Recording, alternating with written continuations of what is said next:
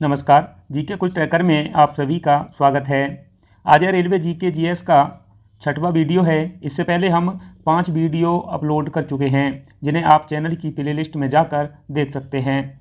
इसमें भी काफ़ी इंपॉर्टेंट प्रश्नों को शामिल किया गया है जो आगे आने वाली रेलवे की विभिन्न परीक्षाओं जैसे RPF, constable and SI, NTPC, group D आदि सभी के लिए महत्वपूर्ण रहेंगे। यदि आप पीडीएफ से पढ़ना चाहें तो वीडियो के डिस्क्रिप्शन में टेलीग्राम लिंक दे दी जाएगी जहां से आप इन प्रश्नों को पीडीएफ के रूप में प्राप्त कर सकते हैं।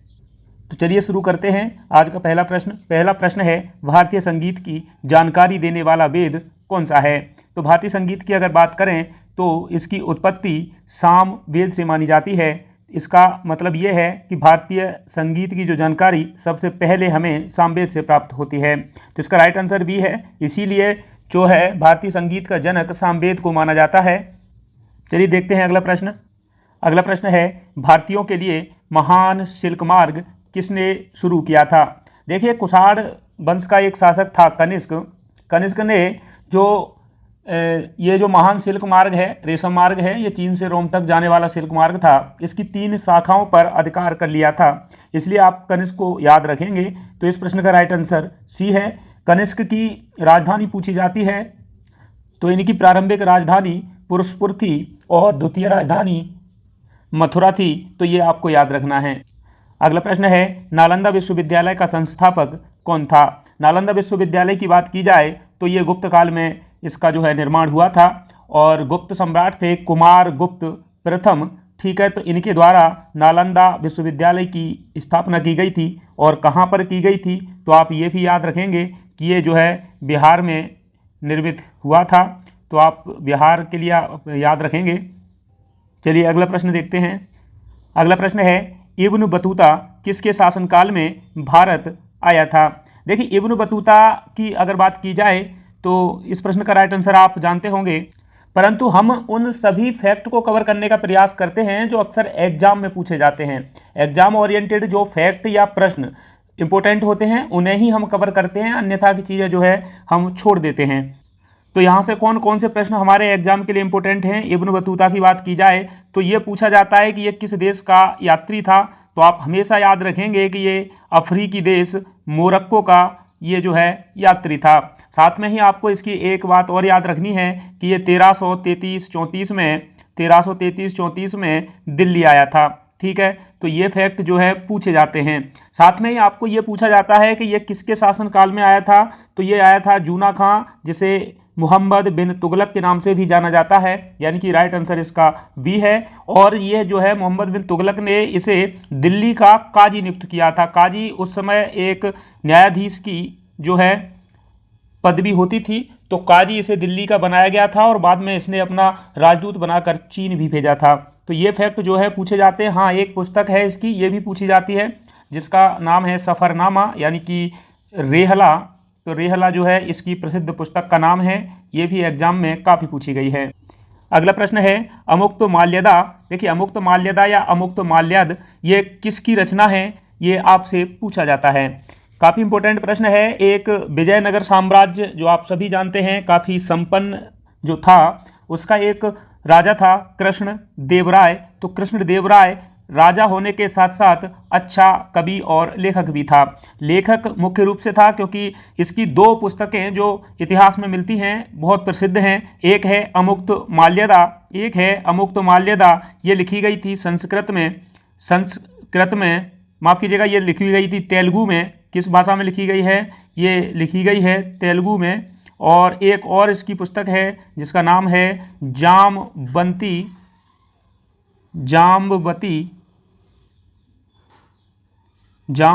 कल्याणम।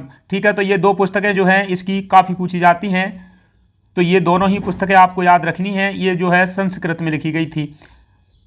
तो अमुक्त माल्यदा तेलुगु में कृष्णदेव राय की पुस्तक है। जाम्बवती कल्याणम ये भी संस्कृत में लिखी गई थी, ये भी कृष्णदेव राय की प्रसिद्ध पुस्तक है।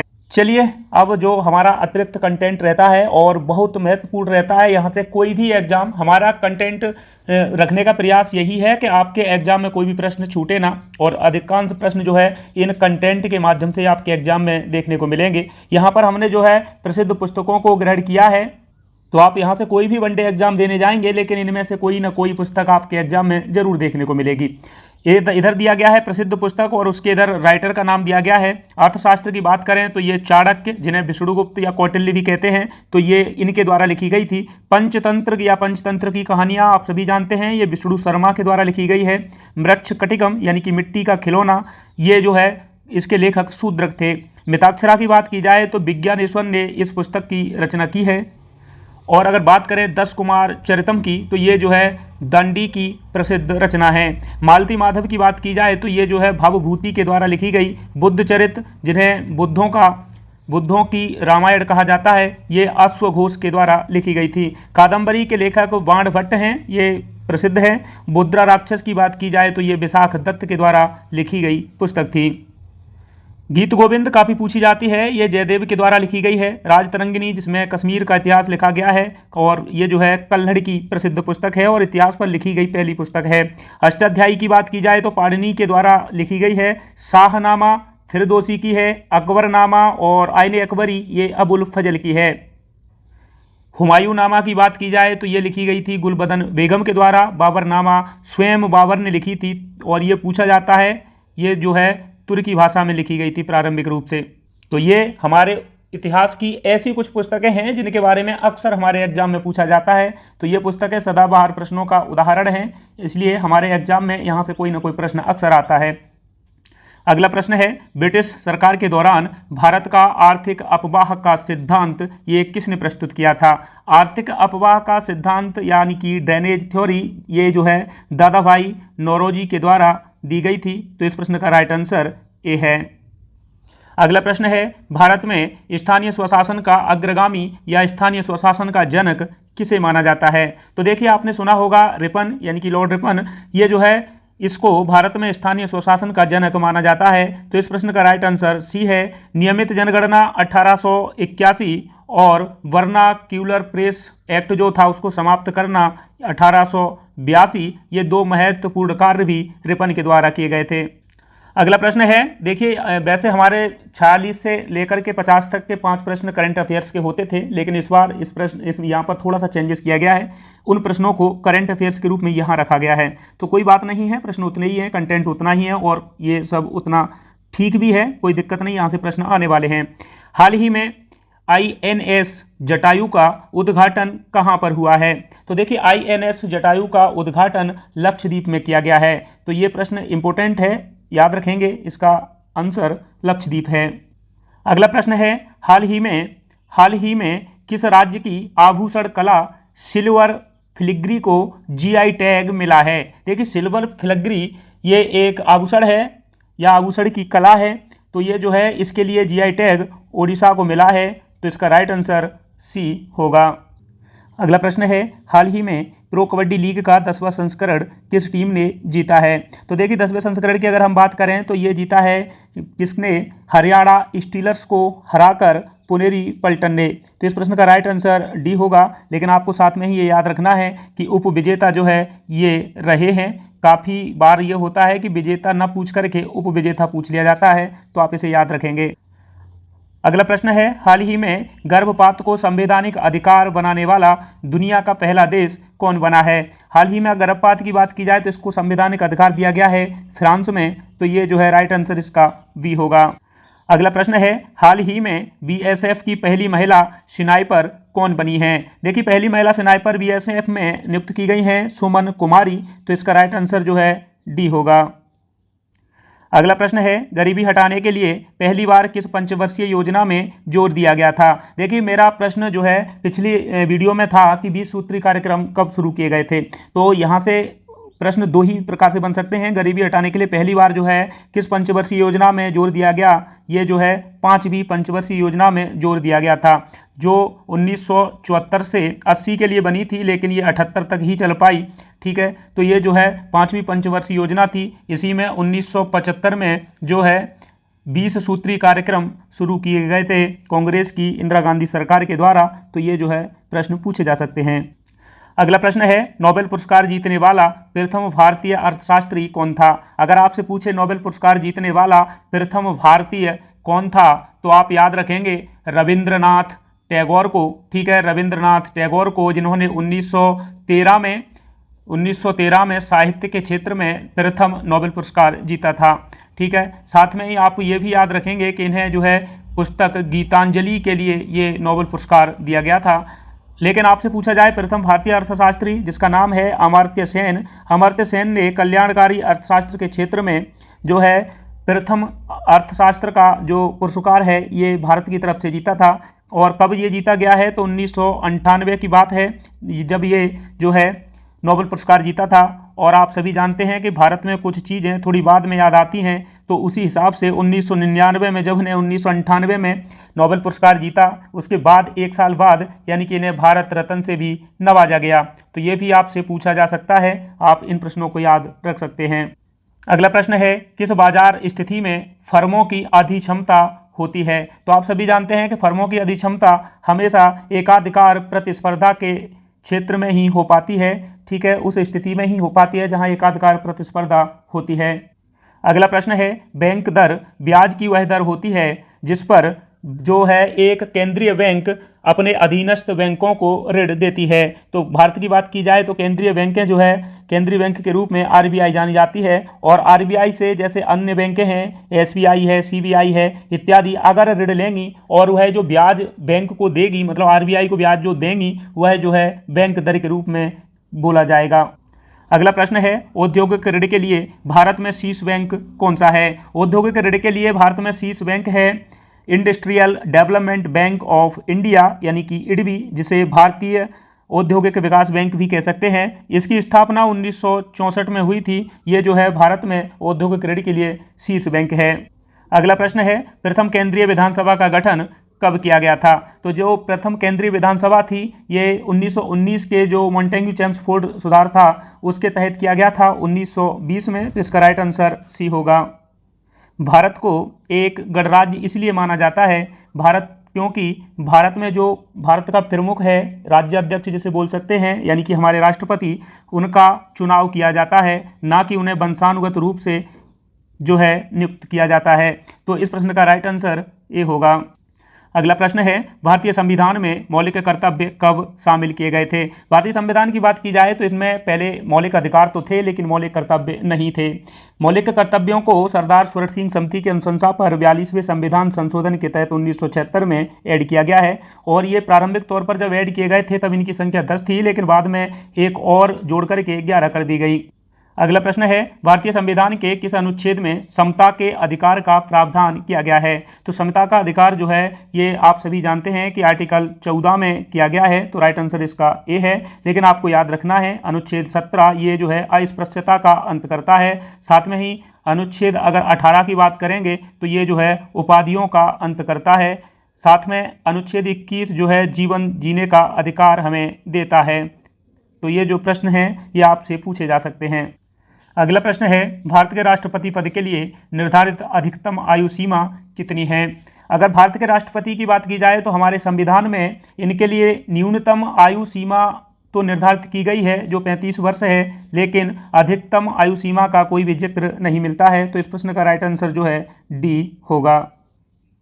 अगला प्रश्न है हाउस ऑफ द पीपुल को लोकसभा का नाम कब दिया गया था। देखिए भारत में जो संविधान है उसके आर्टिकल 79 के अनुसार एक संसद होगी जिसमें राष्ट्रपति, राज्यसभा और लोकसभा से मिलकर इसका जो है निर्माण होगा। अब जो लोकसभा है इसका विघटन किया जा सकता है, बाकी अन्य दो जो अंग हैं उनका विघटन नहीं होता। और ये जो लोकसभा है इसको ये लोकसभा नाम 1954 में दिया गया था। इससे पहले भारत में इसे हाउस ऑफ द पीपल के नाम से जाना जाता था। अगला प्रश्न है निम्न में से किस राज्य की तटरेखा सबसे लंबी है। देखिए आजकल ये प्रश्न तो बनता ही है, लेकिन दूसरा भी आपसे कई बार पूछा गया है। तो आप याद रखेंगे कि पहला जो है ये गुजरात है, यानी कि गुजरात की तटरेखा सबसे लंबी है। कारण है कि वह उसकी जो तटरेखा है ये कटी फटी है। दूसरे नंबर पर आंध्र प्रदेश का जो है स्थान है। तो आप ये भी याद रखेंगे क्योंकि ये प्रश्न पूछा जाता है। अगला प्रश्न है निम्न में से कौन सी नदी सबरीमाला की वार्षिक तीर्थ यात्रा से जुड़ी हुई है। सबरीमाला की जो वार्षिक यात्रा होती है ये महाशिवरात्रि के दिन होती है। तो आप याद रखेंगे कि सबरीमाला में भगवान अयप्पा का मंदिर है और ये जो है पेरियार नदी के किनारे है। तो आप इस प्रश्न को याद रख सकते हैं। अगला प्रश्न है अलमत्ती बांध या अलमाटी भी लिखा मिल सकता है, ये किस नदी पर स्थित है? तो अलमत्ती या अलमाटी बांध की बात की जाए तो ये जो है कृष्णा नदी पर कर्नाटक में अवस्थित है। तो राइट आंसर इसका डी है। आइए जानते हैं कुछ और अन्य बांधों को जिनसे हमारे प्रश्न हमारे एग्जाम में बन सकते हैं। तो एक तरफ आपको प्रमुख बांधों के नाम दिए गए हैं, दूसरी तरफ वह किस नदी पर स्थित हैं और स्थान यानी कि राज्य या केंद्र शासित प्रदेश जो भी है वह किस में है। तो टेहरी बांध की बात की जाए, भारत का सबसे ऊंचा बांध माना जाता है। ये भागीरथी नदी के किनारे स्थित है और उत्तराखंड में है। श्री सेलम बांध जो है ये कृष्णा नदी पर है, आंध्र प्रदेश में। उकाई बांध की बात की जाए तो ये ताप्ती नदी पर है, गुजरात में। नाथपा झाकड़ी ये सतलज नदी पर है, हिमाचल प्रदेश में। वगलिहार चिनाब नदी पर है, जम्मू कश्मीर में। देखिए बांध तो है ही है और ये बहुउद्देशीय जो है परियोजनाएं भी होती हैं, क्योंकि इनसे कई उद्देश्यों की पूर्ति की जा सकती है। इसलिए आपको या तो बांध या परियोजना के नाम से पूछा जाएगा तो आप इनमें याद रखेंगे, यही उत्तर होंगे। या मैंने कुछ उन बांधों को ही लिया है जो काफ़ी इंपॉर्टेंट हैं और अक्सर एग्जाम में बने हैं। पंचेत बांध की बात की जाए तो ये दामोदर नदी पर है, झारखंड में स्थित है। इडुक्की की बात की जाए तो पेरियार नदी पर है, केरल में अब स्थित है। निजाम सागर मंजरा नदी पर स्थित है, तेलंगाना में। रिहंद या जीबी पंत सागर जो बांध है ये रिहंद नदी पर है, उत्तर प्रदेश में। सरदार सरोवर बांध की बात की जाए तो ये नर्मदा नदी पर है, गुजरात में। बाण सागर जो परियोजना या बांध है ये सोन नदी पर है, मध्य प्रदेश में। एक तरफ आपको स्टेट की अवस्थिति जो है ज्ञात होती है, लेकिन कई बार एग्जाम में ये भी पूछा जाता है कि इनसे लाभान्वित होने वाले राज्य या इस योजना से कितने राज्य जुड़े हैं, तो ये हम आगे कभी कवर करेंगे। तो यहाँ हमारे ये प्रमुख बांध थे। अगर आपको वीडियो अच्छी लगे तो आप लाइक कमेंट कर सकते हैं। साथ में ही कौन कौन से आपके लिए जो इंपॉर्टेंट चीज़ें हैं वो है कमेंट में हमें बता सकते हैं, ताकि आगे आने वाली वीडियो में उनको शामिल किया जा सके। और अगर आप चैनल पर नए हैं तो आप इस चैनल को सब्सक्राइब भी कर सकते हैं। अगला प्रश्न है विक्टोरिया जलप्रपात किस नदी पर स्थित है? विक्टोरिया जलप्रपात याद रखना है अफ्रीका महाद्वीप में जो है ये जाम्बेजी नदी पर स्थित है। जाम्बेजी नदी की एक प्रमुख बात जो हमेशा एग्जाम में बनती है ये है करीबा बांध। करीबा बांध किस नदी पर बना है तो ये भी पूछा जा सकता है और पूछा जाता भी है, तो ये भी जो है जाम्बेजी नदी पर स्थित है। अगला प्रश्न है सितार का जनक किसे माना जाता है? सितार का जनक आप सभी जानते हैं कि ये जो है अमीर खुसरो को माना जाता है, तो राइट आंसर इसका सी है। लेकिन याद आपको एक और फैक्ट याद रखना है, ये है रविशंकर शुक्ल। रविशंकर शुक्ल जो है भारत के प्रसिद्ध सितार वादक रहे हैं, तो ये भी जो है अच्छा फैक्ट है। अगला प्रश्न है स्वामी नारायण मंदिर अक्षरधाम ये कहाँ स्थित है? स्वामी नारायण मंदिर अक्षरधाम में स्थित है, ये द्वारका गुजरात में है, तो राइट आंसर इसका ए है। अगला प्रश्न है नेशनल स्कूल ऑफ ड्रामा निम्न में से किस शहर में स्थित है? नेशनल स्कूल ऑफ ड्रामा की बात की जाए तो इसकी स्थापना 1950 में भारत सरकार के द्वारा नई दिल्ली में की गई थी, तो इसका राइट आंसर ए है। अगला प्रश्न है यक्षगान किस राज्य का लोक या जनजातीय नृत्य है? देखिए मैंने हर प्रश्न के नीचे यानी कि काफ़ी फैक्टों को जो है कवर नहीं किया है, क्योंकि उससे होता यह है कि वीडियो लंबी हो जाती है। लेकिन हम 20 से 25 वीडियो जो भी बनाएंगे उनमें लगभग सभी लोक नृत्य या जो भी महत्वपूर्ण फैक्ट हैं उन सभी को हम कवर कर लेंगे। तो आप धीरे धीरे सीखते चलिए और जो भी आपको कंटेंट मिलता है उसे ठीक से याद करने का भी प्रयास करते चलिए। तो यक्षगान की बात की जाए तो ये कर्नाटक का प्रसिद्ध लोक नृत्य है और ये काफ़ी प्रसिद्ध भी है। अगला प्रश्न है तमिलनाडु का सबसे लोकप्रिय त्यौहार कौन सा है? तमिलनाडु की बात की जाए तो यहाँ का जो है सबसे लोकप्रिय त्यौहार पोंगल है, तो राइट आंसर इसका सी है। गुड़ी पड़वा लगभग सभी जगह मनाई जाती है, बिहू असम में, ओणम केरल में मनाया जाता है। अगला प्रश्न है प्रसिद्ध पेंटर राजा रवि वर्मा का संबंध किस रियासत से था? पिछली वीडियो में मैंने आपको दो फैक्ट यहाँ बताए थे राजा रवि वर्मा के बारे में कि ये एक तो प्रसिद्ध चित्रकार हैं, भारतीय चित्रकार हैं, और दूसरा इनका संबंध केरल से है। एक फैक्ट छूट गया था, केरल में जो है त्रावणकोर जो रियासत थी वहाँ से इनका संबंध है, तो ये भी प्रश्न पूछा गया है।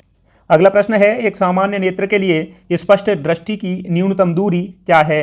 तो जो ये न्यूनतम दूरी है ये है 25 सेंटीमीटर, तो राइट आंसर इसका वी है। अगला प्रश्न है निम्न में से किसमें ध्वनि का वेग सर्वाधिक होता है? देखिए ध्वनि हमेशा किसी न किसी माध्यम में ही गमन करती है और जो माध्यम जितना ठोस होगा ध्वनि का वेग उतना ही अधिक होगा। तो निम्न में जो दिया गया है जलवायु, इस्पात और काष्ठ, इसमें से सबसे अधिक ठोस इस्पात होगा, तो इसका जो है वेग यहाँ पर सर्वाधिक होगा। अगला प्रश्न है द्रव चालित ब्रेक यानी कि हाइड्रोलिक जो ब्रेक होती है ये किस नियम पर कार्य करती है? तो द्रव चालित ब्रेक जो है ये पास्कल के नियम पर आधारित होती है, तो राइट आंसर इसका बी होगा। अगला प्रश्न है यशद लेपन यानी कि गैल्वेनाइजेशन ये किसे कहते हैं? तो देखिए यशद लेपन जो है एक ऐसी प्रक्रिया होती है जिसमें लोहे को जंग से बचाने के लिए उस पर जस्ता चढ़ाया जाता है। तो यहाँ पे बात करें ये टिन है, तांबा है, एल्यूमिनियम है, तो यहाँ ये जस्ता है, तो इस हिसाब से इस प्रश्न का राइट आंसर जो है डी होगा। अगला प्रश्न है दूध को दही में परिवर्तित होने का या परिवर्तन होने का कारण क्या है? दूध के दही बनने में महत्वपूर्ण भूमिका निभाता है एक जीवाणु जिसका नाम है लैक्टोबैसिलस। इसके माध्यम से ही दूध दही में परिवर्तित हो जाता है। अगला प्रश्न है निम्न में से कौन सी एक ग्रीन हाउस गैस नहीं है? तो देखिए ग्रीन हाउस गैस की अगर हम बात करें तो आप याद रखेंगे जलवाष्प यानी कि H2O, कार्बन डाइऑक्साइड यानी कि CO2 और मीथेन यानी कि CH4, N2O यानी कि नाइट्रस ऑक्साइड और O3 यानी कि ओजोन। ये जो है सभी क्या है ग्रीन हाउस गैसें हैं, लेकिन O2 की बात की जाए तो ये जो है ग्रीन हाउस गैस का उदाहरण नहीं है। अगला प्रश्न है ओजोन छिद्र के लिए कौन सा प्रदूषक जिम्मेदार है? ओजोन छिद्र के लिए क्लोरोफ्लोरोकार्बन यानी कि CFC जो है प्रमुख रूप से जिम्मेदार है। ये हमारे प्रशीतकों के रूप में पाई जाती है, तो आप इन्हें याद रख सकते हैं। केकड़े के कितने पैर होते हैं? केकड़े के 4 जोड़ी पैर यानी कि 8 पैर होते हैं, तो राइट आंसर इसका डी है। अगला प्रश्न है ग्लूकोमा या ग्लाइकोमा ये निम्न में से किसका रोग है? ग्लूकोमा की बात की जाए तो ये जो है नेत्रों की बीमारी है यानी कि आंख की बीमारी है। अगला प्रश्न है रेशम कीट पालन का अध्ययन क्या कहलाता है? तो रेशम कीट पालन का अध्ययन जो है सेरीकल्चर के नाम से जाना जाता है। रे से रेशम और री से रेशम का अध्ययन। ठीक है, तो राइट आंसर इसका जो है डी होगा। लेकिन जानते हैं आगे कुछ एक्स्ट्रा कंटेंट जो हमारे लिए काफ़ी इंपॉर्टेंट है। अगर हम बात करें एपीकल्चर की तो इसमें मधुमक्खी का पालन होता है। पिसीकल्चर की बात की जाए तो मत्स्य पालन के लिए प्रसिद्ध है। फ्लोरिकल्चर जो है फूलों का उत्पादन होता है। विटीकल्चर में अंगूरों की खेती होती है। बर्मीकल्चर की बात की जाए तो इसमें केंचुओं का पालन किया जाता है। वहीं अगर बात करें पोमोकल्चर की तो ये फलों का उत्पादन होता है। हॉर्टिकल्चर जो है बागवानी से संबंधित है। अगला प्रश्न है साल, सागौन और शीशम ये किस वायोम के वृक्ष हैं? तो देखिए इससे अनुमान लगाइए कि हमारे देश में ये तीनों ही पौधे पाए जाते हैं और हमारे देश की जो वायोम या जलवायु है ये मानसूनी उष्णकटिबंधीय है और मानसूनी वायोम है, तो ये इसका राइट आंसर ए होगा। अगला प्रश्न है भारत का सुंदरवन ये किसका उदाहरण है? देखिए भारत का जो सुंदरवन है ये पश्चिम बंगाल के क्षेत्र में है यानी कि कुछ बांग्लादेश और पश्चिम बंगाल में पाया जाता है। सुंदरवन में सुंदरी नामक वृक्ष होते हैं, इसलिए इसका नाम सुंदरवन पड़ा था। सुंदरवन अपने टाइगर के लिए प्रसिद्ध है, बंगाल टाइगर के लिए। ये जो है ज्वारीय वन का उदाहरण है, तो इसका राइट आंसर सी है। अगला प्रश्न है पृथ्वी पर अधिकांश ऑक्सीजन किससे उत्पादित होती है? देखिए हमारे जो पृथ्वी है उसके 29% भाग पर ही स्थल है जहाँ पर लोग निवास कर सकते हैं और 71% लगभग यहाँ जो है पानी है, सी होगा। तो सबसे अधिक शैवालों से ही हमें जो है ऑक्सीजन प्राप्त होती है। अगला प्रश्न है दो भिन्न समुदायों के मध्य का संक्रांति क्षेत्र क्या कहलाता है? तो देखिए दो मध्य जो समुदाय होते हैं या भिन्न समुदाय होते हैं, मान लीजिए ये आपका जो है स्थल है, ठीक है, ये आपका जो है स्थल है और यहाँ पर एक कोई अन्यत्र क्षेत्र में झील है या आप पहाड़ समझ सकते हैं, कुछ भी मैदान समझ सकते हैं। तो जो ये बीच का जो क्षेत्र बचता है यानी कि किसी स्थल और झील के बीच का क्षेत्र है, तो इसे हम क्या कह सकते हैं? इसे जो है संक्रांति क्षेत्र कह सकते हैं। इस संक्रांति क्षेत्र को इकोटोन के नाम से जाना जाता है। तो ये जो है काफ़ी अच्छा प्रश्न है, पर्यावरण से जुड़ा हुआ है, तो राइट आंसर इसका सी होगा। अगला प्रश्न है अम्ल वर्षा किससे होती है? तो देखिए अम्ल वर्षा का कारण जो होता है वो यहाँ कारखानों से होता है, तो राइट आंसर इसका सी है। बाकी के जो केमिकल होते हैं उनको हम अगली वीडियो में कवर करेंगे, तो राइट आंसर यहाँ इसका सी होगा। अगला प्रश्न है मोटर वाहनों से कौन सी मुख्य प्रदूषक गैस निकलती है? मोटर वाहनों से प्रमुख जो प्रदूषक होता है ये होता है कार्बन मोनोऑक्साइड यानी कि CO, तो राइट आंसर इसका बी है। आज का अंतिम प्रश्न है निम्न में से कौन सा जोड़ा सही सुमेलित नहीं है? देखिए ये कुछ प्रश्न ऐसे हैं जो सदाबहार हैं, यानी कि यहाँ से प्रश्न अक्सर आपके एग्जाम में बनता है। ब्लू बेबी रोग की बात की जाए तो ये नाइट्रेट के कारण होता है, तो आप याद रखेंगे। इटाई रोग की बात की जाए तो ये कैडमियम के कारण होता है, ये भी बिल्कुल सही है। नौकनी रोग की बात की जाए तो सीसा के कारण होता है, ये गलत है। मिनीमाटा रोग जो है ये पारे के कारण होता है, ये भी बिल्कुल सही है। तो आप याद रखेंगे इन चारों ही रोगों को कि ये कौन किसके कारण होता है, क्योंकि यहाँ से एग्जाम में कोई ना कोई प्रश्न अक्सर आता है। तो राइट आंसर इसका सी होगा। लेकिन ये नौकनी रोग है, इसमें होता क्या है, घुटनों का अंदर की तरफ मुड़ जाना नौकनी रोग कहलाता है, और ये जो है फ्लोराइड की वजह से होता है, ना कि शीशे की वजह से। तो आपको ये इफेक्ट याद रखना है। वीडियो हमारी यहाँ समाप्त होती है, लेकिन आप देखते रहिएगा। अगर आपको वीडियो ये अच्छी लगे तो आप लाइक कमेंट तो कर ही सकते हैं, साथ में ही आप अगर चैनल पर नए हैं तो इसे जो है सब्सक्राइब भी कर सकते हैं। मिलते हैं अगली वीडियो में, तब तक के लिए नमस्कार।